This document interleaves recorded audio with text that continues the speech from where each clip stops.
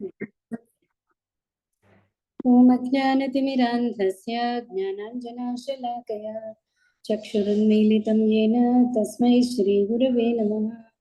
श्रीचैतन्यमनोभीष्टं स्थापितं येन भूतले स्वयं रूपकदा मह्यं ददाति स्वपदान्तिकं। वन्देऽहं श्रीगुरो श्रीयुतपदकमलं श्रीगुरुं वैष्णवांश्च श्रीरूपं साग्रजातं सहगणरघुनाथान्वितं तं सजीवं साद्वैतं सावधूतं परिजनसहितं कृष्णचैतन्यदेवं श्रीराधा कृष्णपादान् सागणललिता श्रीविशाखान्वितांश्च हे कृष्णकरुणा सिन्धो दीनबन्धो जगत्पते गोपेश गोपिकान्त राधाकान्त नमोऽस्तुते।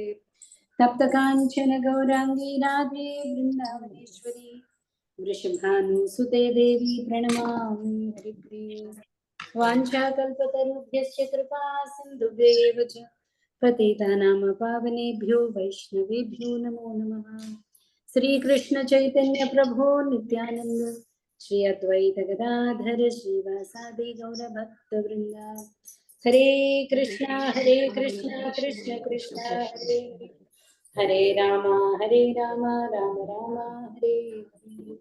नमो विष्णुपादाय कृष्णपृष्ठाय भूतले श्रीमते भक्तिवेदांत स्वामिनिति नामिने नमस्ते सारस्वते देवे गौरवाणी प्रचारिणे निर्विशेष शून्यवादी पाश्चात्यदेशतारिणे मूकं करोति वाचालं पङ्गुं लङ्घयते गिरिं तत्कृपातमहं वन्दे परमानन्दमाधवं श्रीगुरुं दीनतारिणं कृष्णचैतन्येश्वरम्।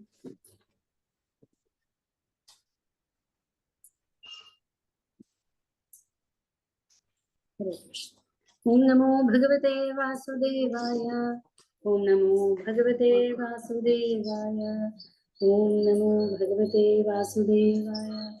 नारायणं नमस्कृत्य नरं चैव नरोत्तमं देवीं सरस्वतीं व्यासं ततो जयमुदीरये। नष्टप्रायेषु भद्रेषु नित्यं भागवत सेवया भगवत्युत्तमश्लोके भक्तिर्भवति नैष्ठिके।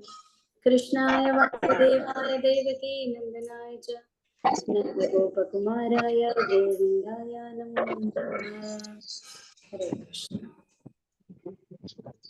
हरे कृष्ण అండి అందరికీ హరే కృష్ణ. సో ప్రథమ స్కందంలో 2వ అధ్యాయం చూస్తున్నాం మనం. నిన్న చాలా ఇంపార్టెంట్ టాపిక్ చూసాం. ఏంటంటే భక్తిలో 9 మెట్లు. ఓకే, సో నిన్న చూసింది సెకండ్ చాప్టర్ ఇంతవరకు చూసింది మీకు ఒక్కసారి చూపిస్తానండి.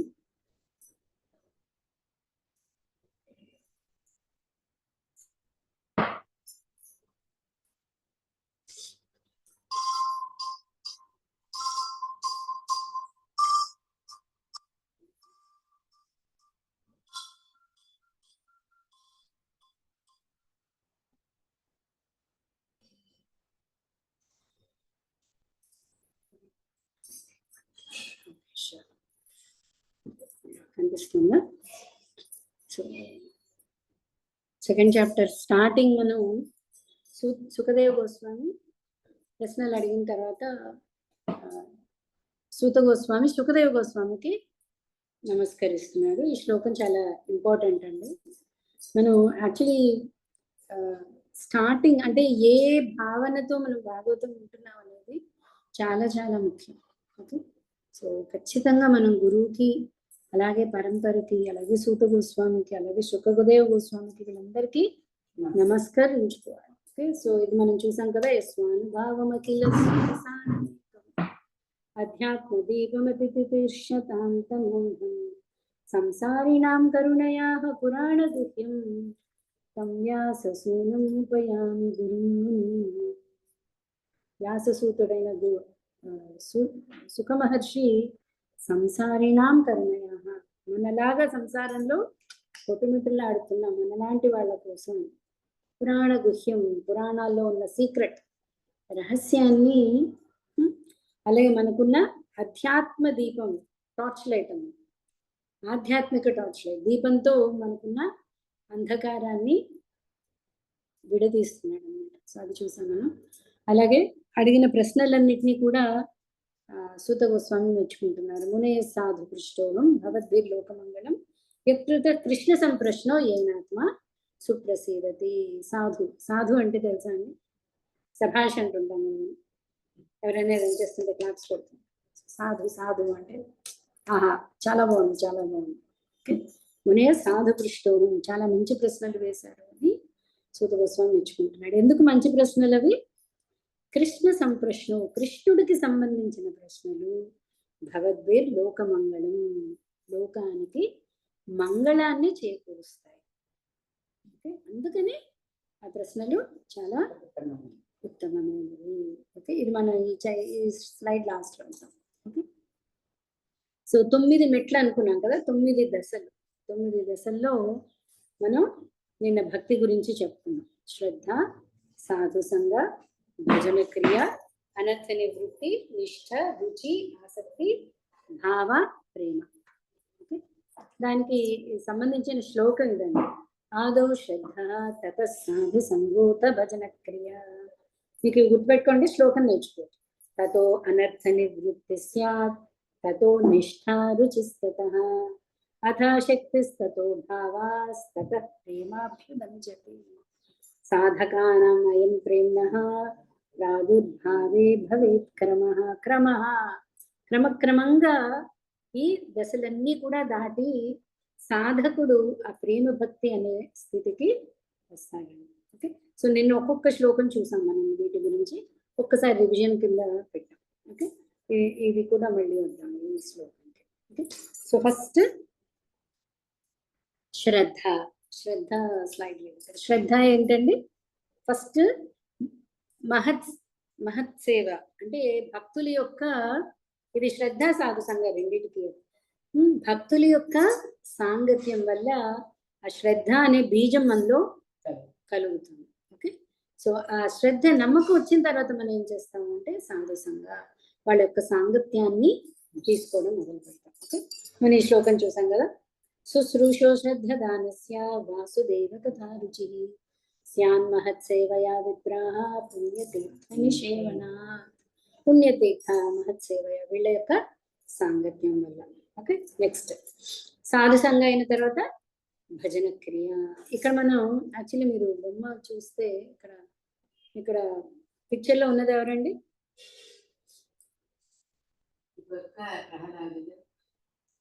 మొత్తం కూడా ధ్రువుడే. ధ్రువుడు. ఓకే, ధ్రువుడికి నారదుడు. మనం తర్వాత నారదుడి జీవిత చరిత్రలో కూడా ఈ 9 దశలు జరుగుతాయి. సో ఇక్కడ ధ్రువుడు ఎగ్జాంపుల్ ఇచ్చారు. ధ్రువుడికి తల్లి బీజం నాటింది. తల్లి చెప్పింది, ఏమని చెప్పింది? అందరినీ ఉద్ధరించేవాడు భగవంతుడు ఒక్కడేనైనా, నీకేం కావాలన్నా కూడా భగవంతుడినే నువ్వు ప్రార్థించు. సో వెళ్ళడం ఆ తర్వాత నారదుల వారి సాంగత్యం, అంటే నారదుడు గురువుగా లభించాడు. తల్లి కూడా మొదటి గురువు. తల్లి భగవంతుడి యొక్క బీజం పట్టింది. అలాగే నారదుల వారు ఏం చేశాడు? నారదుల వారు చూశారు, ఇంత చిన్న పిల్లవాడు, 5 ఏళ్ళు ధ్రువుడికి. 5 ఏళ్ల పిల్లవాడు ఇంత పట్టుదలతో ఘోర అరణ్యంలోకి వెళ్తున్నాడు, ఇతనికి నేను సాయం చేద్దాము అని వచ్చాడు. వచ్చి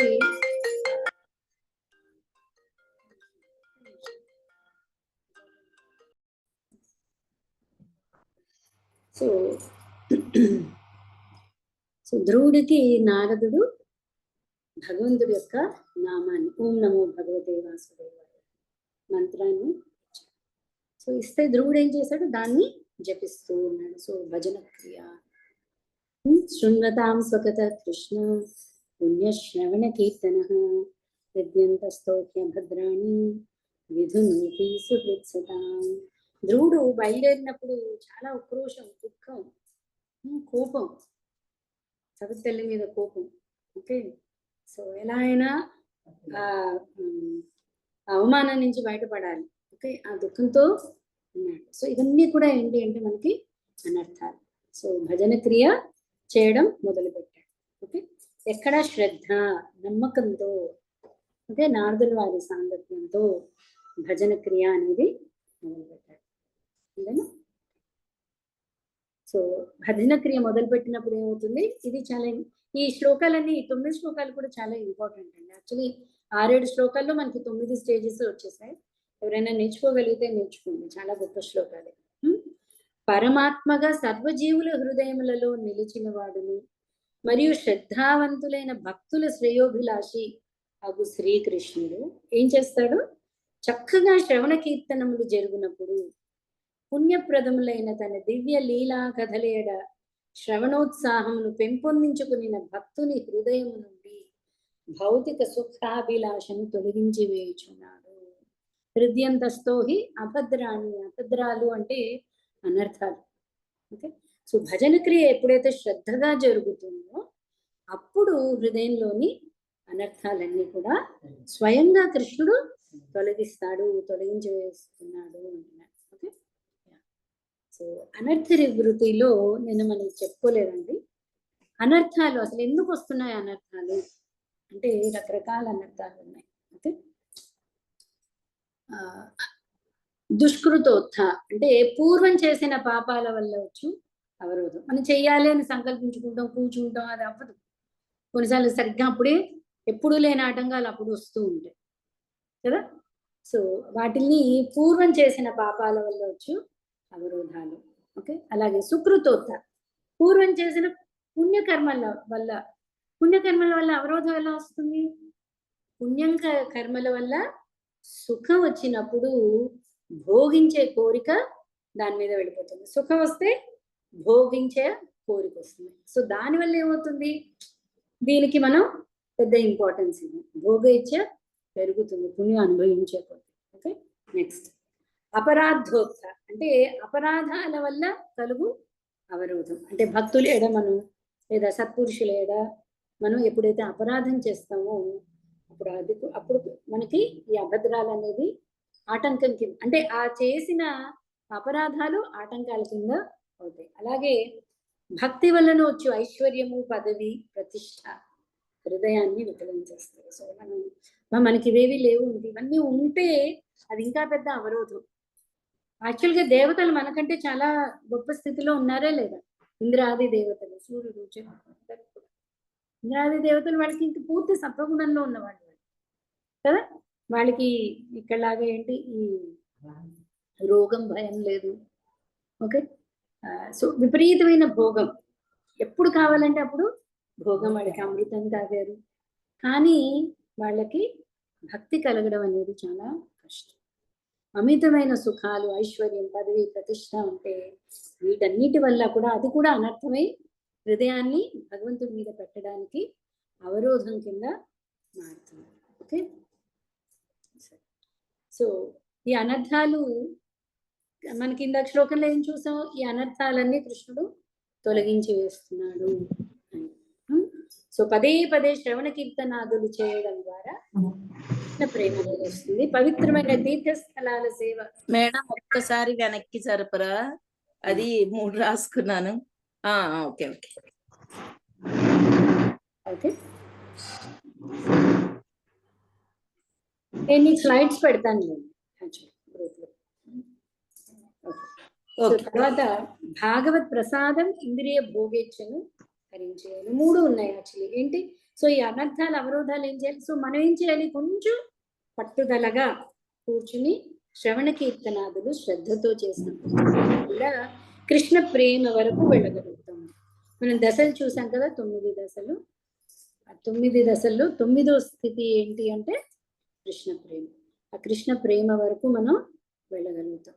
ఓకే, కానీ మనం ఇన్ని రోజులుగా చాలా ఏళ్ళుగా చేస్తున్నామండి, మరి మాకు ఇంకా అనర్థాలు అలాగే ఉన్నాయి, ఎందుకు జరగట్లేదు అంటే అవి అపరాధాలు. ఏ అపరాధాలు? మనం ముందు చూసాం కదా ఈ అపరాధాలని. అలాగే ఇంకా అపరాధాలు ఏంటి అంటే మనకి కామ, క్రోధ, లోభ, మోహ, మదమాత్సర్యాలు. అంటే ఇంకా భౌతిక ప్రవృత్తి అనేది ఇంకా ఉండిపోయింది. సో కూర్చున్నాం కానీ మనకు అందుకే కృష్ణుడు ఏం చెప్తున్నాడు? అభ్యాసేనతో కౌంతేయ వైరాగ్యేన చెప్తుంది. వైరాగ్యం దానికి జోడించట్లేదు. ఓకే, అన్ని ఒక కృష్ణుడి మీద పెంచుకోవాలి అని అనిపిస్తుంది, కానీ ఏది వదిలిపెట్టే స్థితిలో లేదు మనం. సో వైరాగ్యం రాకపోవడంతో ఏమైపోతుంది? ఇది శుద్ధత పొందట్లేదు. ఓకే, సో కొన్ని మన సాధనలో ఉండే లోపాలు ఇక్కడ రాశారండి. నిరంతరం మనకు ఉండే 5 రకాల అవరోధాలు. లయ, లయ అంటే నిద్ర. శ్రవణ కీర్తన స్మరణలు చేస్తున్నప్పుడు ఇవన్నీ ఇంకా ఎక్కువగా వస్తాయి. ఎందుకంటే యాక్చువల్లీ మైండ్ కామ్ అవుతూ ఉంది. ఒక మహారాజ్ వచ్చారు. మహారాజ్ చెప్తున్నారు, చాలా మంది నిద్ర కోసం డాక్టర్ దగ్గరికి వెళ్తూ ఉంటారు, కానీ భక్తులు జపం చేస్తూ చేస్తూ నిద్రపోతుంటారు అని అతను యాక్చువల్లీ తిడుతున్నారు. నిద్ర రావడానికి జపం మొదలు పెట్టంగానే నిద్ర వస్తుంటుంది, ఎంత సుఖమో భక్తులకి అంటున్నాడు. నా పరిస్థితి కూడా అది. యా, సో ఎందుకు మనకి లోపల అనర్థాలు ఉండడం వల్ల దాని మీద ఇంకా మనకి రుచి రాలేదు కాబట్టి ఏం చేస్తున్నాం మనం? అదే చూడండి, మనకి ఇంట్రెస్ట్ ఉన్న పని రాగానే మనకి నిద్ర బద్ధకం అన్ని వెళ్ళిపోతాయి. సో మనకి ఇంకా దాని మీద రుచి నిష్ఠ రాలేదు. ఇంకా పరధ్యానం, భౌతిక విషయాల పట్ల ఆకర్షణ, జపం చేస్తున్నప్పుడు ముచ్చట్లు చెప్పుకోవడం అండి. మనం నిన్న చెప్పుకున్నాం కదా, మిగతా 22 గంటలు ఏం చేస్తున్నాము అది ఆ 2 గంటల ప్రభావం, 2 గంటల్లో ప్రభావం చేస్తుంది. అలాగే ఆధ్యాత్మిక విషయాలపై అనాసక్తి. ఇంకొకటి చెడు అలవాట్లకు మొగ్గు చూపడం, క్రోధం, లోభం, గర్వం. ఓకే, వీటన్నిటి మీద ఇంకా ఇవన్నీ ఉన్నాయి. సో దీనివల్ల ఏమవుతుంది? రసాస్వాద. యాక్చువల్లీ మనకి రామదాస్ కీర్తన ఉంది కదండి. ఏంటి రామదాస్ కీర్తన? కదలి ఖర్జూరాది ఫలముల కన్నను పతిత పావన నామం ఏమి రుచిరా. యాక్చువల్లీ నామం చాలా రుచి, ఖర్జూరాది ఫలాల కన్నా రుచి. రుచి అంటే ఏంటి? ఇప్పుడు నేను మంచి మామిడి పండు చెప్పగానే మనకి నోట్లో ఒక ఏంటంటారు, నోరు ఊరుతుంది, ఎందుకంటే ఆ రుచి మనకు గుర్తొచ్చింది. సో రుచి ఆస్వాదన అవుతుంది. ఇప్పుడు ప్రస్తుతం మామిడి పండు లేదు మనకి, కానీ ఆ రుచి మనకి నోట్లోకి వస్తుంది. అంటే భగవంతుని నామం మీద మనకి రుచి రావట్లేదు, టేస్ట్ రావట్లేదు. సో ఇవన్నీ కూడా ఏంటవుతాయి అంటే మనకి అవరోధాల కింద తయారవుతాయి. నష్టప్రాయేష్వ భద్రేషు నిత్యం భాగవత సేవయా. మరి దీనికి మందేంటి? నిత్యం భాగవత సేవయా. ఓకే, అప్పుడు భగవత్యుత్తమ శ్లోకే భక్తే భవతి నైష్టికి. ఈ అవరోధాల వల్లే మన భక్తి నిష్టలో లేదు, దాన్ని స్థిరంగా లేదు. సో నిత్యం భాగవత సేవ. ఎప్పుడైతే నిత్యం భగవద్భక్తులని భాగవతాన్ని వింటున్నాము అప్పుడేమవుతుంది? హృదయమునందలి అభద్రములన్నీ దాదాపు సంపూర్ణంగా నశించిపోయి ఉత్తమ శ్లోకుడైన శ్రీకృష్ణ భగవాను ఎడ అకుంఠితమైన ప్రేమయుక్త సేవ స్థాపితం కాగలదు. ధ్రువుడికి ఆ తర్వాత ఎన్ని అవంతరాలు వచ్చినా ముందు ఆకలి వేసేది, నెలకొకసారి, సారీ అంటే 3 రోజులకు ఒకసారి తినేవాడు, తర్వాత వారానికి ఒక్కసారి తినేవాడు, తర్వాత నెలకొకసారి తినేవాడు, తర్వాత నెలకొకసారి ఊపిరి పీల్చుకోవడం మొదలెట్టాడు, లేదా వారానికి ఒకసారి. సో కఠోర తపస్సు మనం ధ్రువ చరిత్ర డీటెయిల్గా చదువుతాం. అంటే పూర్తి నిష్ఠ అనమాట. ఇంకా ఏ అవంతరాలు వచ్చినా కూడా అవన్నీ కూడా పక్కకి వెళ్ళిపోతాయి. ఇక్కడ ఒక వర్డ్ ఉంది చూడండి, అభద్రములన్నీ దాదాపు సంపూర్ణంగా నశించి, దాదాపు ఆల్మోస్ట్, కానీ ఇంకా కూడా ఇవన్నీ కొంతవరకు కొనసాగుతూ ఉంటాయి. ఓకే, ఇది కూడా నిష్ఠకి తీసుకోవచ్చండి. నిష్ఠ తదా రజస్తమో భావాః కామలోభాదయశ్చయే చేతయేతైరనావిద్ధం స్థితం సత్వే ప్రసీదతి. సో రజోతమో గుణాలు పోయిన తర్వాతే ఈ అనర్థాలు అనేది పూర్తిగా పోతాయి. నిక్షేపరహితమైన ప్రేమయుక్త సేవ హృదయమునందు సుస్థిరమైనంతనే రజస్తమో గుణ ఫలములైన కామక్రోధ లోభములు హృదయం నుండి అదృశ్యమవును. అంతటా భక్తుడు సత్వగుణమునందు స్థితిని పొంది సంపూర్ణంగా ప్రసన్నుడవును. అంటే ఇవన్నీ సీక్వెన్స్ లో. అప్పుడు ఏమవుతుంది? హృదయం సత్వగుణంలో సుస్థిరమైనంతనే. రజోగుణాలు అంటే ఈ కామక్రోధ లోభాలన్నీ కూడా ఎక్కడి నుంచి వస్తున్నాయి? రజోతమో గుణాల సాంగత్యం వల్ల. ఇంకా రజోతమో గుణాలు ఉండడం వల్ల ఇవన్నీ కూడా వస్తున్నాయి. సో ఇవన్నీ పూర్తిగా ఇందాక దాదాపు అన్నాం కదా. సో పూర్తిగా పోవాలి అంటే పూర్తిగా సత్వగుణంలో స్థిరమై ఉండాలి. సో సత్వగుణం కోసం మనం ప్రయత్నించాలి. అంటే ఇది ఒక సైకిల్ అండి. మనం కనుక భగవద్గీతలో ఇది నేర్చుకున్నాం. మనం ఒక పని ఎలా చేస్తాం, ఎవరు కంట్రోల్ చేస్తున్నారు మన పనిని? ఇప్పుడు నాకు పడుకోవాలని లేదు, కానీ పడుకుంటాను, కానీ బద్దకిస్తాను. సో ఇవన్నీ ఏంటి, ఎవరు కంట్రోల్ చేస్తున్నారు? నాకుంది కదా, పడుకోవాలి, పడుకోకూడదు అని ఉంది, లేదా ఇది చెయ్యకూడదు అని ఉంది, కానీ చేస్తున్నాను. దేనివల్ల ఇది? గుణాల వల్లనే, గుణ ప్రభావం. గుణాలు. మూడు కూడా త్రిగుణాలు. సత్వరజస్తమో గుణాలు మన చేత ఈ పని చేపిస్తారు. సో కృష్ణుడు చెప్తున్నాడు, అహంకార విమూఢాత్మ కర్త ఇది మన్యతే. ఇవేవి తెలియని వాడు, అహంకారంతో ఉన్నవాడు నేనే చేస్తున్నాను కదా అనుకుంటున్నాను, కానీ ఇవన్నీ గుణాలు చేస్తున్నాను. మరి గుణాలు చేస్తుంటే మనం ఎలాగా సత్వగుణంలోకి వస్తాం? మన ప్రస్తుతానికి మనకు ఒకటి వచ్చేసింది. రజోగుణం 40 ఉంది, తమో గుణం 40 ఉంది, సత్వగుణం 20 ఉంది. సో దీనివల్ల నేను వెనక్కే కదా వెళ్తాను. తమో గుణం ప్రభావం. గుణాలు కూడా ఏం చేస్తుంటే ఒకదానికి ఒకటి పోటీ పడుతూ ఉంటాయి. కొన్నిసార్లు సత్వగుణం గెలుస్తుంది, అలాంటప్పుడు ఎలా అయినా సరే మనం దాన్ని బయటకి పడేస్తుంది. సో ఎక్కడ మనం దీన్ని ఎదుర్కోవడం అవుతుంది? ఇప్పుడు మనం ఏం చేయాలి? రజోతమ గుణాన్ని తగ్గించాలి, సత్వగుణాన్ని పెంచాలి. కానీ దాని ప్రకారంగానే మనం నడుస్తున్నాం.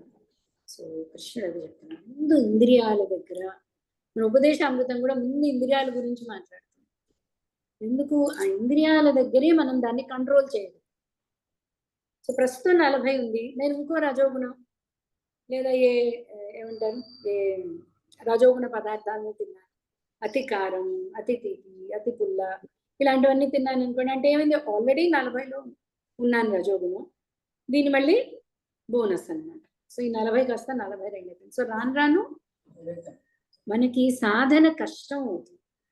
ఎందుకు రజోతమ గుణాలు వదిలేయాలి అంటే, సాధకుడికి ఇవి సరిపోయి. ఏ యోగా పద్ధతి అయినా తీసుకోండి, ఓకే, రజోతమో గుణాల్లో ఉన్న ఆహారాన్ని పక్కన పెట్టేమంటారు. అలాగే రజోతమో గుణాలు చూడడం కానీ, వినడం కానీ, వినడం గురించి అబ్బా వాడికి అది ఉంది, వీడికి అది ఉంది, ఇవన్నీ కూడా భోగరీతి ఏమైపోతుంది మనకి రజోగుణం. మనం కూడా అది అలాంటి సుఖాల లెవెల్కి వెళ్ళాలి. రజోగుణం. సో ఈ వేటి గురించి వింటున్నాం, వేటి గురించి చూస్తున్నాం, ఏ పదార్థం తింటున్నాం, ఇవన్నీ కూడా మనకి ఎంట్రన్స్ అన్నమాట. సో అందుకని భక్తులు ఏం చేస్తారంటే అక్కడ జాగ్రత్తగా, అది మన చేతిలో ఉంది, కొంచెం కంట్రోల్ చేసుకోవాలంటే. ఎక్కడైనా సరే మన సాధన అనేది మనం ఎదిరించడం అనేది ఉండాలి. దీన్నే కంఫర్ట్ జోన్ అంటారు. ఎప్పుడు కంఫర్ట్ జోన్లో ఉండిపోకూడదు. మనకి రబ్బర్ బ్యాండ్ ఎగ్జాంపుల్ చెప్పుకున్నాం, గుర్తుందా? రబ్బర్ బ్యాండ్ లూజ్గా ఉందనుకోండి, అంటే ఫ్రీగా ఉంటే దాని పని అది చేయడం అవ్వదు. అలా అని లాగి పెట్టకూడదు కూడా, లాగి పెడితే తెగుతుంది. కానీ కొంచెం స్ట్రెచ్ అయ్యి ఉండాలి. రబ్బర్ బ్యాండ్ వేసేటప్పుడు మీరు చూసారా, కొంచెం స్ట్రెచ్ అయ్యి ఉండాలి. స్ట్రెచ్ అయ్యి ఉంటే అది గట్టిగా పట్టుకుంటుంది. సో కొంచెం కొంచెం కొంచెం మనం ఇప్పుడు ఇది కదా ప్రశాంతత, ఇది కదా సుఖం అని అక్కడ సెటిల్ అయిపోతుంది. కొంచెం దాన్ని తపస్సు అన్నాం. కొంచెం మనం ఇబ్బందిని స్వీకరించాలి, మన సుఖం జోన్ నుంచి కొంచెం బయటకు రావాలి. అప్పుడే ఆ సుఖ వైరాగ్యాన్ని నాకు మొదలెట్టాను కదా, వదలకపోతే మనం భగవంతుడి వైపుకి వెళ్ళడం అనేది. మనం గురు శిష్యు ఎగ్జాంపుల్ చెప్పుకున్నాం, గుర్తుందండి? గురువు ముందు వెళ్తున్నాడు, శిష్యుడు వచ్చి గురుగారు గురుగారు అని పిలుస్తున్నాడు వెనకల నుంచి. ఏం నాయన అంటే, ఈ చెట్టు నన్ను వదలట్లేదండి, ఈ చెట్టు నన్ను వదలట్లేదు అని. చెట్టుని పట్టుకుని ఉన్నాడు, చెట్టు అడ్డం వచ్చింది. సో గురువుగారు ఏమంటున్నారు, నువ్వు దాన్ని వదలట్లేదు నాయన, నువ్వు దాన్ని వదిలించుకునేరా. సో వదిలించకపోతే అంతెందుకంటే నడక, మనం రెండో కాలు తీస్తే తప్ప మనం ముందుకు వెళ్ళాం. అది తీయడం వదిలేయడం అనేది ఉంటే తప్ప మనం భగవంతుడు పెట్టుకునే. రెండు వేరే డైరెక్షన్స్ లో ఉన్నాయి. భగవంతుడు ఇటున్నాడు, భోగ ప్రవృత్తి ఇటున్నాడు. నేను రెండిట్లో కాలు పెడతాను అంటే అసలు ఎటు వెళ్ళడం. ఓకే, సో ఇక్కడి నుంచి ఇది వదిలితేనే ఇటు పక్కకి వెళ్ళడం అనేది. నిష్ఠ తర్వాత రుచి. శ్రవణము కీర్తనలకు రుచి మరుగుతారు. ఎల్లవేళలా శ్రవణ కీర్తనలు చేసిన అది అలసటకు కారణం. మనకి రుచి వచ్చింది అంటే దానికి సూచన ఏంటి అంటే, ఎంతసేపు కృష్ణనామం విన్నా మనకి బోర్ అనిపించదు, ఎంతసేపు జపం చేసినా, ఎంతసేపు భగవంతుడి గురించి మాట్లాడినా ఇవేవి మనకి ఇబ్బంది కింద అనిపించవు. ఇబ్బంది అనిపించకపోగా మనకి ఇంకా ఇంకా ఆ తీయదన మనం దాన్ని అనుభవించగలుగుతాం. చాలాసార్లు అనుకుంటాం ఇంతసేపు క్లాసా, 4 గంటల క్లాసా, వర్క్షాప్ ఉంటుందండి. మొన్న శ్రవణోత్సవం జరిగింది చెన్నైలో. ఓకే, పొద్దున 8 మొదలయ్యి సాయంత్రం 4 వరకు 8 గంటలు. వచ్చిన స్పీకర్స్ అందరు కూడా చాలా ఉత్సాహంగా ఉన్నారు. ఎందుకు అంటే ఎప్పటికప్పుడు అందరూ ఉత్సాహంగా పోటీలు పడి వెళ్ళి ముందు కూర్చున్నారు. అంటే అంతసేపు వింటున్నా కూడా అక్కడ వాళ్ళు ఆస్వాదించగలుగుతున్నారు. ఇంకా లాస్ట్ క్లాస్ కూడా ఆస్వాదించగలుగుతున్నారు అన్నమాట. సో అది మనకి రుచి వచ్చింది అన్నది ఒక సూచన. ఈ పచ్చకామల గురించి మనం నిన్న జాండీస్ గురించి నిన్న డిస్కస్ చేసి గుర్తుందా? అవిద్య, ఈ అజ్ఞానం అనేది పూర్తిగా నయం అవుతుంది. ఎప్పుడైతే ఈ జాండీస్ క్యూర్ అయిపోయిందో అప్పుడు మనకి రుచి తెలుస్తుంది. నిన్న షుగర్ కేన్ ఎగ్జాంపుల్ చెప్పుకున్నాం కదా, అదే నెక్స్ట్ అప్పుడు ఏం చేస్తుంది, ఇంకా ఏంటి జరుగుతుంది అంటే అతని హృదయం తాను పూర్వం చేసిన కర్మలకు, అలవాట్లకు, ఆలోచనలకు, పరుషవచనములకు పశ్చాత్తాపడుతుంది. అరే నేను ఇలా చేశాను, ఇంత పాప రీతిలో నేను నడుచుకున్నాను, నిజమైన పశ్చాత్తాపం అనేది కలుగుతుంది. ఓకే, ఏదైనా భౌతిక పరిస్థితి వల్ల తను భక్తియుక్త సేవ చేయలేకపోతే ఈరోజు అవ్వలేదే అంటే దుఃఖం వస్తుంది. మనం ఏంటంటే వెంటనే మనం చదువుకుంటాం, పోన్లే రేపటి నుంచి అంటే అంత ఇంపార్టెంట్ది మనకి చెయ్యకపోతే ఎలా ఉండాలి? యాక్చువల్లీ దుఃఖం అనేది ఎప్పుడు రావాలి అంటే ఏ రోజైతే మనం భగవంతుడి స్మరణ జరగలేదు, లేదా భగవత్ సేవ జరగలేదు, భక్తుల యొక్క దర్శన భాగ్యం కలగలేదు, నిజంగా దుఃఖం రావాలి. నిజంగా మనసుకి అరే ఇవాళ అవ్వలేదు, ఇవాళ దర్శనం అవ్వలేదు. సో ఇవన్నీ కూడా ఎప్పుడు కలుగుతాయంటే అసలంటూ మనకి భగవంతుడి మీద రుచి కలుగుతుంది. సో ఈ రుచి కనుక సరిగ్గా జరిగితే అవుతుంది ఆసక్తి. ఆసక్తి అంటే అనురాగం. భజన చేయడంలో రుచి అపరిమితమగు. అప్పుడు భక్తియుక్త సేవ యొక్క లక్ష్యం కృష్ణుడు మాత్రమే అవుతాడు. ఇంకా ఆసక్తి స్టేజ్కి వచ్చేటప్పటికి ఇంకా లక్ష్యం కేవలం భగవత్ ప్రీతి మాత్రమే, ఇంకా వేరే లక్ష్యాలు లేవు. ఓకే, రుచి దశలో ముఖ్య విషయం భజన మరియు సాధన భక్తి ఉండను. ఆసక్తి దశలో ఉండే విషయం భజన యొక్క లక్ష్యమైన శ్రీకృష్ణుడు. సో రుచిలో ఇంకా మనము సాధన దశలోనే ఉన్నాము. ఓకే, అంటే ఈ ఆసక్తి దగ్గరకు వచ్చేటప్పటికి మనకి ఇంకా సాధన కూడా ఈజీ అయిపోతుంది. ఎందుకంటే ఇంకా లక్ష్యం శ్రీకృష్ణుడు. ఇంకా ఆసక్తి దగ్గర నుంచి ఏంటంటే కృష్ణుడు ఫుల్ కంట్రోల్ తీసేసుకుంటాడు మనకి. ఇంకా అంతవరకు మనం కష్టపడి మనం పిల్లి దీని గురించి అంటే మార్జాల నీతి మర్కట నీతి చెప్పుకున్నాం, గుర్తుందా? సో కోతి పిల్ల కోతిని పట్టుకుని ఉండాలి. ఈ స్టేజ్ వరకు కూడా మనం గుణాలతో ఫైట్ చేయడం కానీ, లేదా అంటే సాధన పెంచుకోవడం కానీ, సాంగత్యం, ఇవన్నీ కూడా మన వైపు నుంచి రావాలి. ఓకే, ఈ ఆసక్తి దగ్గర వచ్చేటప్పటికి ఇంకా కృష్ణుడు కంట్రోల్ తీసేసుకుంటాడు. ఇంకా తర్వాత మెట్లు చాలా ఈజీ. సో మనస్సుని భగవంతునిపై నిలపడానికి ఏ ప్రయత్నం అవసరం ఉండదు, సహజంగానే భగవంతుని వైపు. సో రుచి దశలో భగవంతునిపై అనురాగ అపరిపక్వ స్థితిలో ఉండను, ఆసక్తి దశలో పరిపక్వం. సో ఎప్పుడైతే పరిపక్వత చెందిందో ఇంకా ఆటోమేటిక్గా దానికోసం నేను ప్రయత్నించగలను. నిరంతరం ఎప్పుడూ ధ్యాస భగవంతుడి మీదే ఉంటుంది. భగవంతుడికి ఏ ప్రీతి కలిగిస్తుంది అనేది ఉంటుంది. ఏవం ప్రసన్న మనసు. ఈ ప్రసన్న ఎక్కడొచ్చింది ముందు? ప్రసన్న మనసు. ఎప్పుడైతే శుద్ధ సత్వం అనేది స్థిరమైందో, ఓకే, దాని కంటిన్యూషన్ శ్లోకం. సో ఈ విధంగా శుద్ధ సత్వమునందు స్థితుడై శ్రీకృష్ణ భగవానుని భక్తియుత సేవ ద్వారా మనోరంజతను పొందడి మనుజుడు సమస్త భౌతిక సంగతము నుండి ముక్తి నొందిన స్థితిలో వాస్తవమైన భగవత్ తత్వ విజ్ఞానాన్ని పొందగలడు. ఇక్కడ భక్తి అనుభూతిలోకి వస్తుంది. భగవంతుడు అనుభూతిలోకి, ఎందుకు భగవంతుడు కంట్రోల్ తీసేసుకున్నాడు కదా. సో భగవంతుణ్ణి అనుభవించడం అంటే విజ్ఞానం, ప్రాక్టికల్స్ అక్కడ భగవంతుడితో మనకి మొదలైపోతాయి.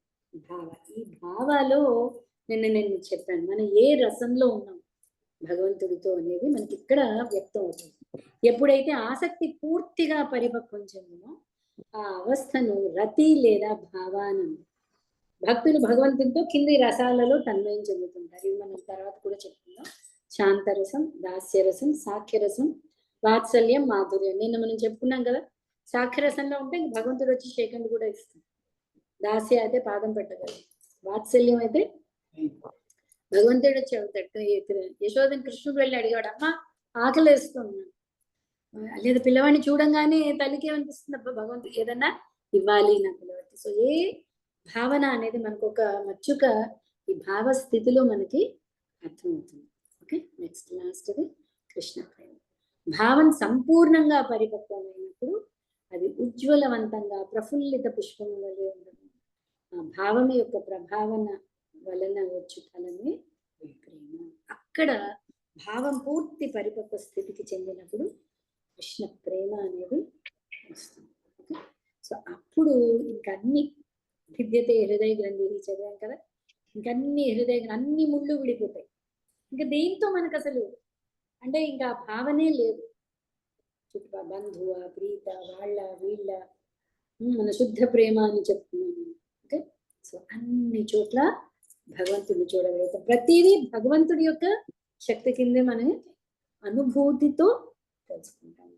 ఓకే, ఇప్పుడు ఈ స్లైడ్ చూడండి. ఓకే, సో ముందు ఫస్ట్ స్టేజ్ 1 ఇక్కడ సైకిల్ ఎక్కడం అన్నమాట. ఓకే, భక్తి.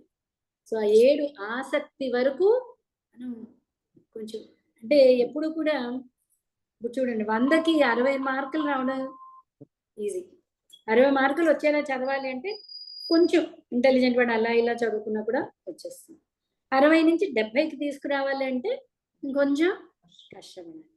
అలా 70 నుంచి 80, 80 నుంచి 90 వరకు వచ్చేటప్పటికి ఇంకా సాధన పెంచుకోవాలి, ఇంకొంచెం కష్టపడాలి. ఓకే, సో ఎప్పుడైతే ఆసక్తి వచ్చేసింది ఇంకా కృష్ణుడు కంట్రోల్, ఇంక ఇక్కడ మనం తొక్కాల్సిన అవసరం ఏం లేదు. 7వ స్టేజ్లో ఏమవుతుంది, కృష్ణుడు కంట్రోల్ చేసేస్తున్నాడు. సో ఇంకా ఈ భావ ఏంటి ఆసక్తి తర్వాత భావ ప్రేమ అనేది ఆటోమేటిక్గా అవి మనకి అనుభూతి అవుతాయి. ఓకే, ఆటోమేటిక్గా ఆ స్టేజ్కి తీసుకెళ్తాం, వచ్చేస్తుంది, చేరిపోతాం ఆ స్టేజ్కి. ఓకే, సో అప్పుడు ఏమవుతుంది, ప్రేమ వచ్చినప్పుడు విద్యతే హృదయ గ్రంథి ఛిద్యంతే సర్వ సంశయ క్షీయంతే చాస్య కర్మాణి దృష్ట ఏవాత్మనీశ్వరే. సో ఈ విధంగా హృదయ గ్రంథి త్రెంపివేయబడి సర్వ సంశయములు సమూలముగా నశించును. అటు పిమ్మట ఆత్మను ప్రభువుగా దర్శించినంతనే కామ్యకర్మ పరంపర పరిసమాప్తి. కామ్యకర్మ పరంపర నిన్న చూసాము. కామ్యకర్మ పుణ్యమైనా సరే పాపమైనా సరే కర్మశేషం ఉన్నంత వరకు మనం దీని నుంచి బయటపడడం అనేది, సో ఈ కామ్యకర్మ పరంపర అనేది పరిసమాప్తి చెందుతుంది. ఓకే, ఇది సో ఇది మీరు అన్ని పెట్టుకోవడం కష్టమైతే ఇది మీరు సేవ్ చేసి పెట్టుకోవచ్చండి. నేను పంపిస్తాను ఎలా అయినా సరే. 9 స్టేజెస్, పక్కన బ్రాకెట్స్ లో ఉన్నది ఆ శ్లోక నెంబర్. మేడం నిద్ర అదే ఫస్ట్ మేడం, ఫస్ట్ నిద్ర వస్తే అప్పుడు ఏం చేయాలి మేడం, కొంచెం ఐడియా చెప్పండి మేడం. మీరు చెప్పినట్టు ఫస్ట్ మంచినీళ్ళు తాగాలి, లేచి నడవాలి, కృష్ణుడికి సాయం చేయాలి, అడగాలి. ఓకే, నిన్న మనం చెప్పుకున్నాము, సూర్యుడు ఎగ్జాంపుల్ చెప్పాను, మీకు గుర్తుందా? సూర్యుడిని దేంతో చూస్తే కనిపిస్తాడు సూర్యుడు? మనం టార్చ్ లైట్ వేసి సూర్యుని చూడడం, కాంతితోనే సూర్యుని చూడడం అవుతుంది. మనం చేయాల్సిందల్లా కళ్ళు తెరవడం, కళ్ళు తెరిచి సూర్యుడికి సూర్యకాంతితోనే సూర్యుడిని తెలుసుకోవాలి. సో భగవంతుడి ఇచ్చే శక్తితోనే మనం సాధన కూడా చేయడం. సో మనం ఏం చేయాలి, భగవంతునే ప్రార్థించాలి. కృష్ణ నాకు ఈ అవరోధం వస్తుంది, ఏ ఆటంకం కలుగుతుంది, నువ్వే నాకు సహాయం చేయి. అలాగే అందుకనే ఏం చేస్తారంటే నామజపం 4-5 కూర్చుని చేశారనుకోండి, ఒకరికి నిద్ర వచ్చిన పక్కన వాళ్ళు లేపుతుంటారు, లేదా కాసేపు నడవడం, కాసేపు మంచినీళ్ళు తాగడం, లేదా కాసేపు శ్రవణం చేయడం, మళ్ళీ దాని మీద ఆసక్తి. కొంచెం మనం సాధనలో మనకి కొంచెం ఇంకా రుచి వరకు రాలేదు కదా మరి మనం, సో కొంచెం మన సాధన కష్టపడాలి.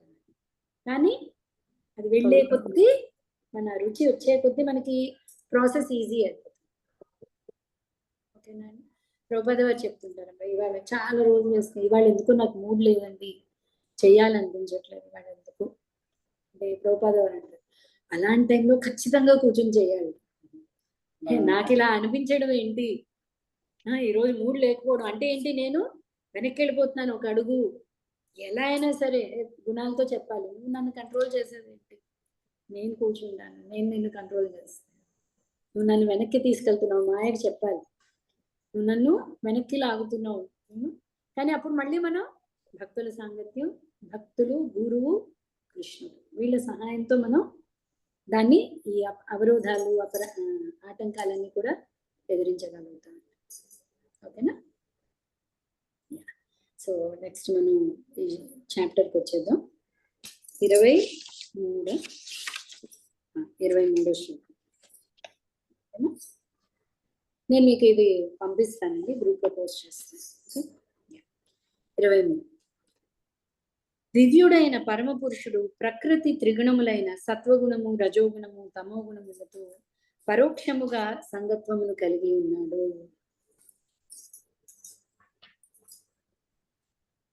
భౌతిక జగత్తు యొక్క సృష్టి స్థితి లయముల కొరకు అతడు బ్రహ్మ, విష్ణు, మహేశ్వరులనడి గుణావతారములను స్వీకరించుచున్నాడు. ఈ మూడింటిలో సత్వగుణ రూపమైన విష్ణువు నుండి సమస్త మానవులు పరమశ్రేయము పొందగలరు. సో ఉన్నవి ముగ్గురే సుప్రీం గాడ్స్ అనుకున్నాం కదా, బ్రహ్మ, విష్ణు, మహేశ్వరు. మరి ఇక్కడ ఏంటంటున్నారు, భగవంతుడు సృష్టి స్థితి లయాల కోసం బ్రహ్మ, విష్ణు, మహేశ్వరుల యొక్క అవతారాలను స్వీకరిస్తున్నాడు. అంటే ఈ మూడిటికి మూలం ఒకటే, అతన్నే మనం భగవంతుడు అన్నాం. ఓం నమో భగవతే వాసుదేవాయ. ఆ వాసుదేవుడు అన్నవాడు మూలం.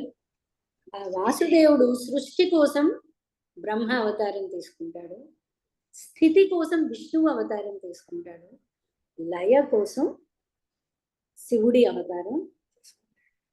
ఓకేనా? ఎవరికి ఎక్కడైనా ఏదైనా డౌట్ ఉంటే ఈ శ్లోకం శ్లోకం చూడండి, 3rd లైన్. స్థిత్యాదయే హరి విరంచి హరేతి.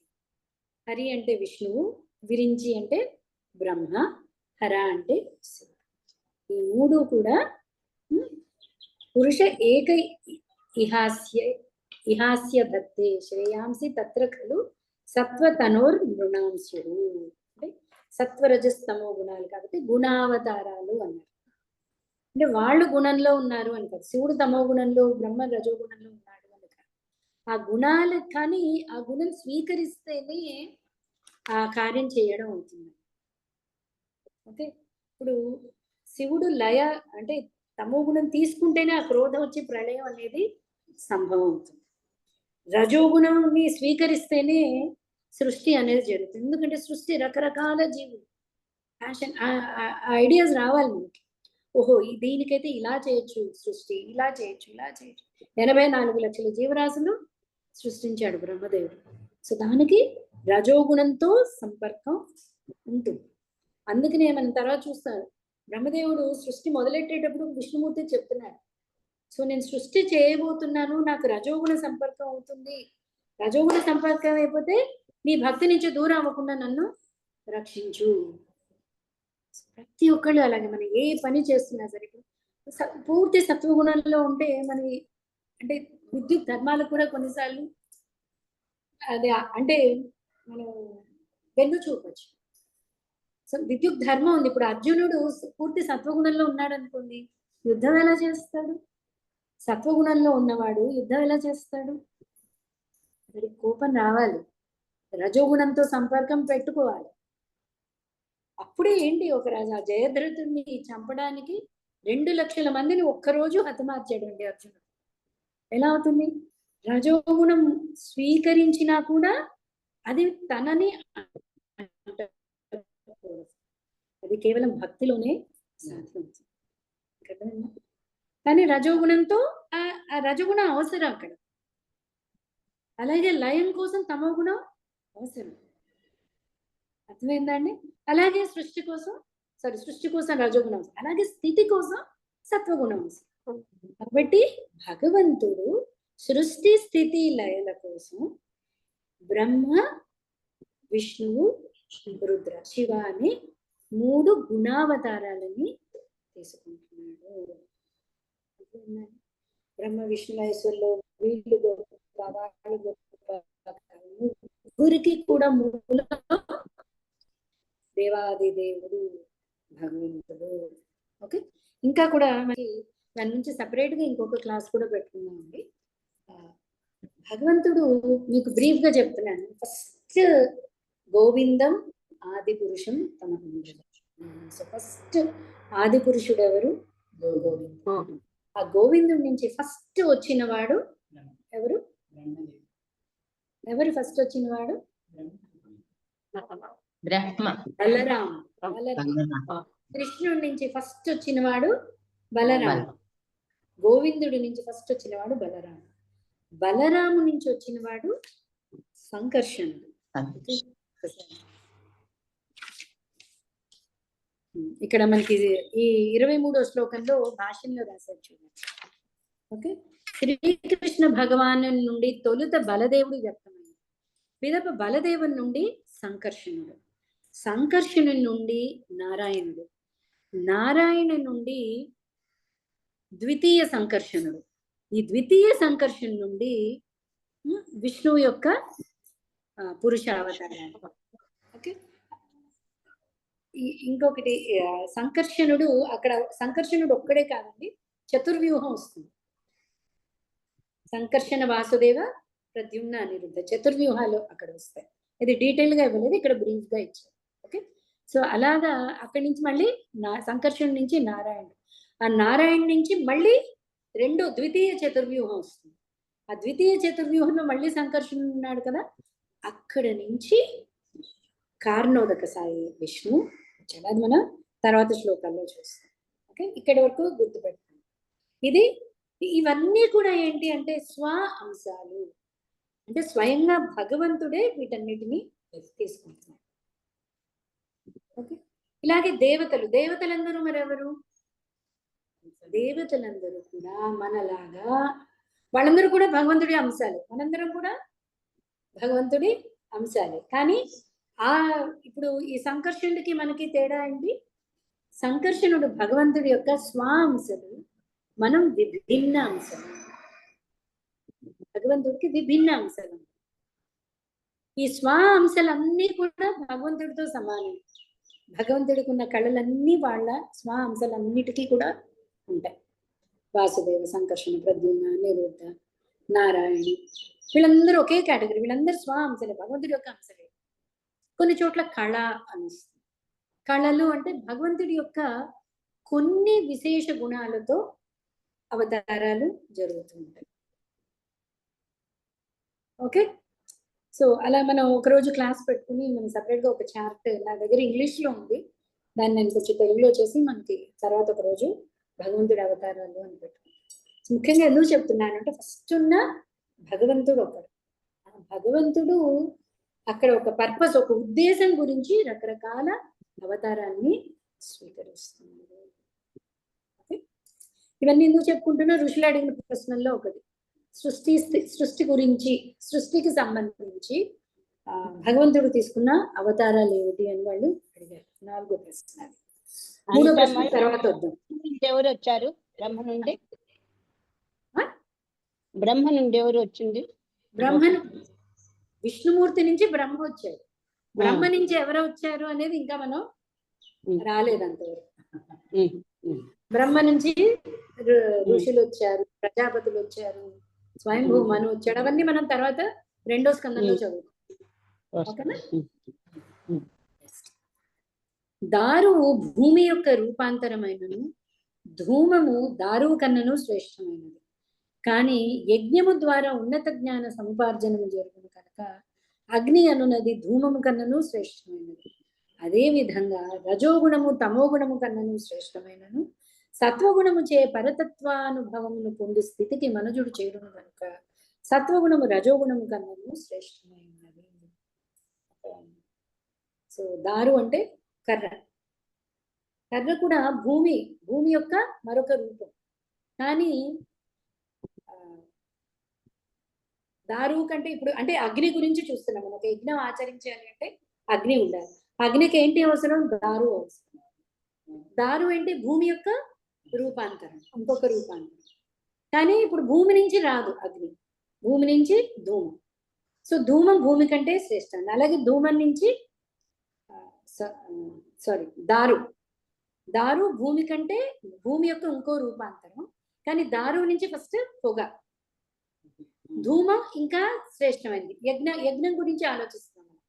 ధూమం కంటే నిప్పు, అగ్ని అనేది ఇంకా శ్రేష్టమైనది. అలాగే తమో గుణం కంటే రజోగుణం ఇంకొంచెం ఉన్నతమైనది, రజోగుణం కంటే కూడా సత్వగుణం ఇంకా ఉన్నతమైనది. సో ఆ రకంగా చూసుకుంటే బ్రహ్మ విష్ణు మహేశ్వరులో స్థితికారకుడైన విష్ణుమూర్తి పరమ శ్రేయోదాయకరుడు. ఇక్కడ మళ్ళీ మనం విభజన చేసే కంటే ముగ్గురు కూడా భగవంతుడి యొక్క గుణావతారాలు. కానీ సత్వగుణ స్థితి ఏదైనా కూడా చూడండి, ఇప్పుడు ఫస్ట్ ర్యాంక్ రావడం ఈజీయే, పోగొట్టుకోవడం ఈజీయే. అదే మెయింటైన్ చేయడం అనేది కష్టం అన్నిటికంటే. అవునా కాదు? ఉన్నత స్థానం వచ్చేయచ్చు, టక్కున వస్తుంది, టక్కున పోతుంది. దాంట్లోనే ఉండాలి అంటే చాలా కష్టం. స్థితి అనేది మూడిట్లో కూడా కష్టం. అందుకే స్థితికి సత్వగుణం ఉండాలి. అదే విష్ణుమూర్తి సత్వగుణ ప్రధానుడు కనుక అతడు స్థితికారకుడు అయ్యాడు. సృష్టికారకుడు రజోగుణంతో సంపర్కం కావాలి కాబట్టి బ్రహ్మ అవతారం వచ్చింది. ఈ బ్రహ్మ కూడా, బ్రహ్మ మనకి స్వ అంశ అవ్వచ్చు, కొన్నిసార్లు అవ్వచ్చు, కొన్నిసార్లు అవ్వకపోవచ్చు. యూజువలీ బ్రహ్మదేవుడు కూడా మనలాంటి జీవుడే. ఎందుకంటే ప్రతి జీవి ఎంతవరకు ఎదగలడు అంటే బ్రహ్మ పదవి వరకు కూడా వెళ్ళగలడు. అంటే మన సాధన పుణ్యం అన్ని కలుపుకుంటే బ్రహ్మ పదవి వరకు వెళ్ళొచ్చే, కానీ శివుడు విష్ణువు అవ్వలేము. ఎందుకంటే శివుడు విష్ణువు భగవతత్వాలు. ఓకేనండి. బ్రహ్మ జీవతత్వం. ఒకవేళ ఏ జీవికి బ్రహ్మ పదవి పొందే అర్హత లేకపోతే భగవంతుడే స్వయంగా బ్రహ్మ కింద వస్తాడు. అలాగే ఇంద్ర పదవి అయినా సరే, ఇంద్ర పదవికి అర్హుడైన జీవుడే లేడు అనుకోండి, భగవంతుడే ఇంద్ర పదవిని స్వీకరిస్తాడు, ఆ కార్యక్రమాన్ని పూర్తి చేస్తాడు. దీనికి ఉదాహరణ రాష్ట్రపతి పాలన కూడా వస్తుంది కదా అనిత. కరెక్ట్. ఆ మినిస్ట్రీ ఎవరు లేరు అంటే అది ప్రెసిడెంట్ రూల్ కింద వచ్చేస్తుంది. Correct, very nice. సో దానికి తగ్గ క్యాండిడేట్ లేకపోతే ఏమవుతుంది? ప్రెసిడెంటే ఆ పనిని తీసుకుంటారు, రాష్ట్రపతి ఆ కార్యక్రమాన్ని తీసుకుంటాడు. ఓకే, అలాగే విష్ణుమూర్తి కూడా. ఓకే, సో ప్రస్తుతం మనకున్న బ్రహ్మదేవుడు చతుర్ముఖ బ్రహ్మ, మనలాగా జీవుడు. 25. ప్రకృతి త్రిగుణములకు పరుడైనందునే అధోక్షజుడైన శ్రీకృష్ణుని పూర్వము మహామునులు భక్తియుత సేవతో అర్చించారు. సో ఈ పైన భగవంతుడు అన్నవాడు ఎవరు? ఈ త్రిగుణాలు కూడా అతీతుడు. ఇక్కడున్న వాళ్ళు కూడా గుణంతో సంపర్కం ఉంది ఆ కార్యక్రమం చేయడం కోసం. సో ఏ భగవంతుడి నుంచి అయితే ఈ ముగ్గురు వచ్చారో ఆ భగవంతుడు త్రిగుణాలకి అతీతుడు. ఎవరది? అధోక్షుడు. భగవంతం అధోక్షజం. శ్లోకంలో చూడండి. భౌతిక బంధముల నుండి ముక్తిని పొంది దివ్య లాభమును పొందు ఉద్దేశముతోనే వారు ఆ దేవదేవుని ఆరాధించిరి. అట్టి ప్రామాణికులను అనుసరించి వారు కూడా భౌతికము నుండి ముక్తిని పొందుట అర్హులగుచున్నారు. అందుకనే నిజంగా ముక్తి అన్నది కావాలన్న వాళ్ళు ఏం చేశారు? ఆ త్రిగుణాతీతుడైన భగవంతుణ్ణి వాళ్ళు శరణు కోరారు. సో వాళ్ళ అడుగుజాడల్లోనే మనం కూడా అలాగే నడుచుకుంటే ఏమవుతుంది? మనం కూడా వాళ్ళు చేరుకున్న స్థితిని మనం చేరుకోగలుగుతాం. ఎప్పుడూ కూడా ఎవరైనా ఒక ప్రాసెస్ రిలీజ్ చేశారు, ఇప్పుడు ఒక మందు, నేను మీకు ఎగ్జాంపుల్ చెప్పాను గుర్తుందా? మందు పనిచేస్తుందా, ఈ మందు పనిచేస్తుందా అన్నాం అనుకోండి, డాక్టర్ అన్నాడు అనుకోండి, అప్పుడు మీరు చాలా అదృష్టవంతులండి, మొదటి ప్రయోగం మీ మీదే, మనం తీసుకున్నావా లేదా? ఉండండి ఇప్పుడే వస్తానండి. సో ఆల్రెడీ లేదండి, 10 మంది ఆల్రెడీ వాడారు, కావాలంటే వాళ్ళ నంబర్లు ఇస్తాను, మీరు వాళ్ళతో మాట్లాడి చూడండి, పనిచేస్తుందా లేదా తెలుస్తుంది అంటే అప్పుడు మనకి ధైర్యం వస్తుంది. సో అందుకని కృష్ణుడు ఎగ్జాంపుల్ ఇస్తున్నాడు. సో పూర్వం ఈ భక్తులందరూ కూడా ఆ ఆ దేవాది దేవుని ఆశ్రయించి వాళ్ళు ముక్తిని పొందారు. సో అందుకని సాధకులు ఏం చేయాలి, అలాంటి వాళ్ళని అడుగు జాడల్లో నడిస్తే అవుతుంది, వాళ్ళు పొందినట్టే మనం కూడా. అందుకని ఇక్కడ ఎగ్జాంపుల్ ఇస్తున్నాడు. 26 ముక్తిని పొందుట ఎందు శ్రద్ధావంతులైన వారు నిశ్చయముగా అసూయారహితులై సర్వులను గౌరవించరు. అయినను వారు ఘోరములైన వివిధ దేవతా రూపములను నిరసించి విష్ణువు మరియు అతని ప్రధానాంశముల శాంత రూపములని అర్చింతురు. అసూయారహితులైన సర్వులను గౌరవించరు. ముందు కావాల్సిన గుణం ఏంటి అంటే అసూయారాహిత్యం అనేది. సో ఎప్పుడైతే ఇది ఆటోమేటిక్ గా భక్తిలో ఈ అసూయ అనేది కూడా మనకేంటి మాత్సర్యం, దాని పేరే మదమాత్సర్యం అన్నాం కదా. మదం అంటే గర్వం, మాత్సర్యం అంటే అసూయ.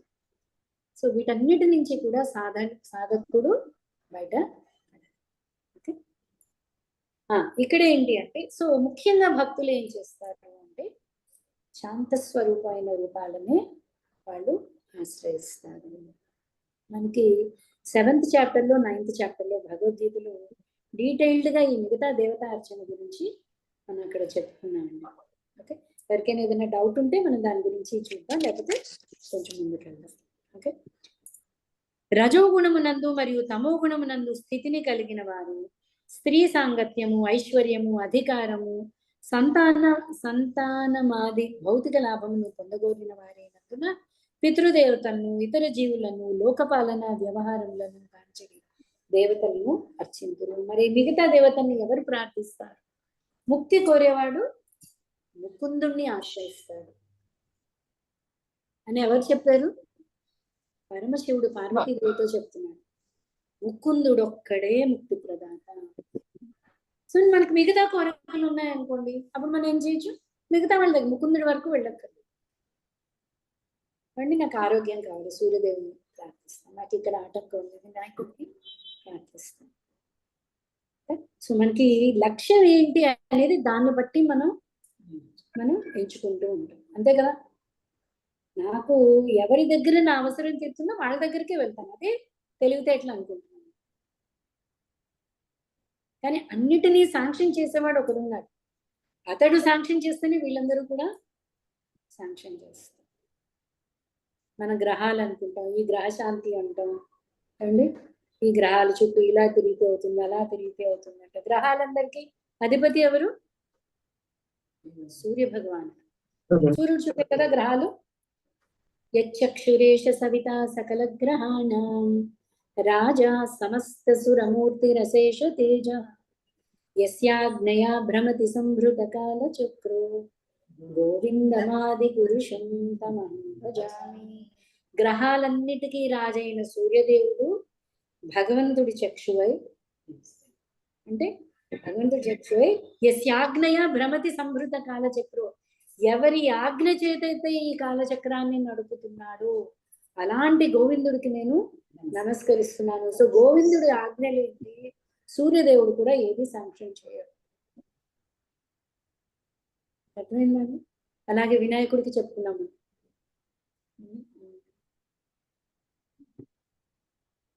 విఘ్నాన్ విహంతుమలమస్య జగత్రయస్య. ముల్లోకాలకి ఉన్న విఘ్నాలను తొలగించే వినాయకుడు. యత్పాద పల్లవయుగం వినిరాయ కుంభ. యత్పాద పల్లవ, ఎవరి పాదాలనైతే ఆశ్రయించి ఉన్నాడో ఆ గోవిందుడికి నేను నమస్కరిస్తున్నాను. ఎవరు చెప్తున్నారు? ఎవరి? నేను బ్రహ్మదేవుడు. ఇది బ్రహ్మ సంహితలో ఉన్న శ్లోకాలను బ్రహ్మదేవుడు చెప్తున్నాడు. బ్రహ్మదేవుడు చెప్పేస్తున్నాడు ఎవరికి ఏంటి. సో మూలం శాంక్షన్ చేయాల్సింది భగవంతుడే. భగవంతుడు శాంక్షన్ చేయండి ఈ గ్రహాలు ఇవి చేయడం. ఒక్కసారి ఆలోచించిన, ప్రైమ్ మినిస్టర్ శాంక్షన్ చేయకపోతే మిగతా మినిస్టర్స్ ఏమైనా చేయగలరా? అసలు చెల్లదు. వాళ్ళని నియోగించిందే ప్రైమ్ మినిస్టర్. అయితే వాళ్ళకి డిపార్ట్మెంట్ ఇచ్చాడు. సో నువ్వు ఈ అర్హత ఉన్న వాడికి ఇది ఇచ్చేయి.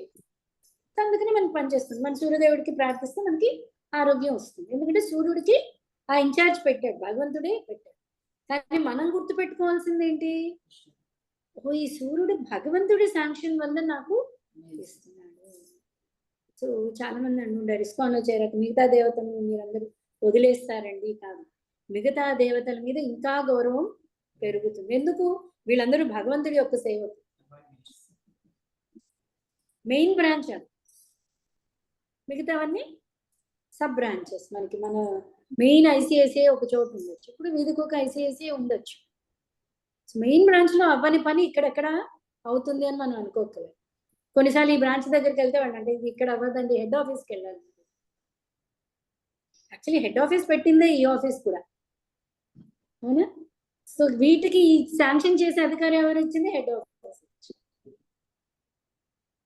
సో ఇక్కడ మనం ఏం చేస్తాం, ఇక్కడ వెళ్ళి ఇది నేను చెక్ ఇస్తాను, వాళ్ళు నాకు ఇచ్చేస్తారు. సో దేవతలందరూ కూడా అంటే మనం ఈ కార్యక్రమం చేస్తే, ఈ దానం చేస్తే, లేదా ఈ పుణ్యకార్యం చేస్తే ఇది వస్తుంది, వాళ్ళు ఇచ్చేస్తారు. కానీ అసలు వాళ్ళకి అథారిటీ ఇచ్చిన వాళ్ళు ఎవరు? భగవంతుడు, అతడు దేవత. ఓకేనా? సో ఎవరికి ఏ కోరికలు ఉంటే వాళ్ళని అల్పమేధస అన్నాడు కృష్ణుడు. ఎందుకంటే ఇక్కడున్న కోరికలన్నీ కూడా స్త్రీ సాంగత్యం, ఐశ్వర్యం, అధికారం, సంతానం, ఇవన్నీ కోరుకోవడం అనేది అల్పమేధస, తక్కువ తెలివితేటలు ఉన్న వాళ్ళు ఇవన్నీ కోరుకుంటారు. ఎందుకు?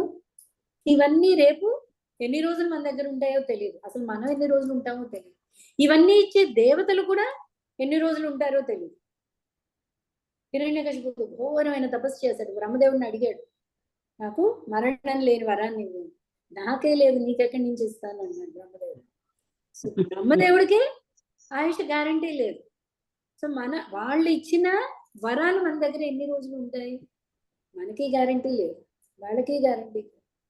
సో సత్ చిత్ ఆనందం, పరమ సత్యమైన భగవంతుడు ఒక్కడే శాశ్వతం. అక్కడి నుంచి ఏమొచ్చినా మనకి అది శాశ్వతం.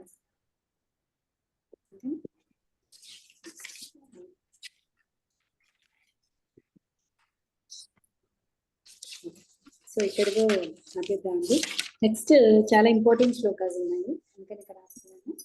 ఓకే, సో ఎవరి భగవంతుడు, ఎవరి వాసుదేవుడు, మరి వాసుదేవుడు వేరా, యజ్ఞం వేరా, పూజ వేరా, ఇవన్నీ కూడా ఏంటి అనేది రేపు క్లాస్లో మనం చూద్దాం. ఓకేనా? సో ఎవరికైనా ఏమైనా డౌట్స్ ఉన్నాయా? హరే కృష్ణ మేడం. హరే మేడం కృష్ణ. ఒక రోజు లింక్ ఇచ్చినారు కదా మేడం, అది వస్తుంది డైలీ రాదా యూట్యూబ్ లో?